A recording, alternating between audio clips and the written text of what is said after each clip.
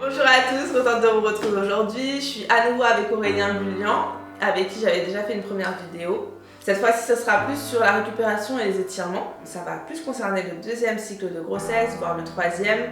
Et on commence à avoir un gros ventre et on ne peut pas tout faire. Donc c'est bien d'avoir quelques exos d'étirement, quelques conseils de récupération pour mieux gérer les entraînements qu'on peut avoir à côté et puis même le quotidien de la vie de femme enceinte. Aurélien. Bonjour Estelle, bonjour à tous. Donc comme tu l'as dit, donc on est dans cette période donc, de deuxième trimestre et début du troisième. Donc du coup pendant cette période, ce qui est bien c'est qu'on a moins de contre-indications. On n'est plus dans le premier trimestre où il y avait des risques de fausse couche, donc il y avait plus de contre-indications. On n'est pas non plus à la fin du 8e et du 9e mois où il y a des risques on va dire, de déclenchement des contractions et donc de l'arrivée prématurée du bébé. Donc là on peut se permettre tout ou presque au niveau donc des étirements dont on va parler.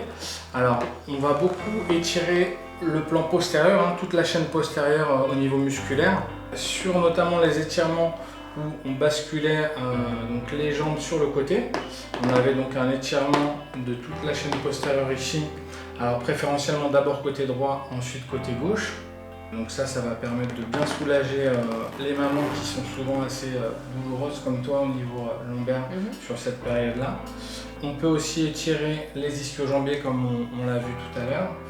On peut aussi assouplir toute la mobilité, aussi bien des lombaires que du bassin aussi, donc avec l'antéversion, rétroversion de bassin. Comme on a vu, il y avait des exercices dos rond, dos rond, dos creux. On avait aussi des exercices tout simplement d'assouplissement donc de la partie postérieure avec l'ouverture des membres inférieurs, donc des jambes, alors plus large que la largeur des épaules pour laisser passer le ventre. Oui. Donc aussi bien pour les étirements que pour les squats ou ce genre de choses. Donc il faut bien penser à bien écarter pour éviter les compressions. On peut pratiquer de l'ostéopathie, il n'y a pas de risque de déclenchement donc, de contraction, donc on est plutôt rassuré. On peut faire des exercices structurels où ça craque, c'est pas gênant, ça craque, c'est pas un souci. Et ça fait du bien. Et ça fait du bien. Ça fait du bien. Et donc là-dessus, il n'y a pas de contre-indication à cette période du tout. Donc il ne faut pas s'en inquiéter. On a revu aussi un petit peu la mobilité des cervicales. On a revu la mobilité aussi du bassin en ouverture, parce que comme on prépare l'accouchement, on va travailler un petit peu les rotations latérales, rotations externes pour les plus anciens. Alors c'est pour justement ouvrir un petit peu le bassin, parce que le passage du bébé va justement générer des contraintes à ce niveau-là, donc il faut vraiment bien préparer ça en ouvrant au maximum sur les rotations latérales. Le travail aussi Mackenzie pour travailler un peu la mobilité en extension. Alors on le voit aussi au yoga, chez nous en kiné c'est plus le travail Mackenzie qui est assez intéressant pour soulager justement les douleurs lombaires. Sur chaque étirement, il ne faut pas hésiter à faire plusieurs cycles respiratoires. On inspire à fond, on expire lentement et jusqu'au bout de la course, on ne fait pas des... Ouais, on ne souffle pas avec des inspirations. N'hésitez pas à aller aux toilettes si vous avez besoin d'aller aux toilettes, comme ça m'est arrivé tout à l'heure. C'est vrai qu'on commence à avoir le poids qui compresse un peu tout, et sur des exercices d'étirement, parfois c'est bien d'être bien, de se sentir bien. Exactement. Pour toujours progressif, c'est important. Pour pouvoir les faire au mieux. Moi j'avais une question aussi. On déconseille tout ce qui est jacuzzi, bain trop chaud. Alors moi je le fais un petit peu, mais j'évite de mettre mon ventre dedans, je le fais plus pour les jambes, j'essaie de ne pas faire des choses trop chaudes. Sur le deuxième trimestre et début de troisième, comme on l'a dit, c'est pas contre-indiqué. Alors il faut éviter effectivement que ce soit trop chaud, mais si c'est un bain qui est entre 30 et 35 degrés, c'est très bien. Mais pas de jacuzzi du coup, parce que c'est plus élevé, la température est plus élevée sur les jacuzzi. Alors ça peut dépasser les 35, effectivement si c'est trop chaud. Il y a effectivement un risque d'inconfort, même pour vous, au niveau des sensations, ça peut être gênant.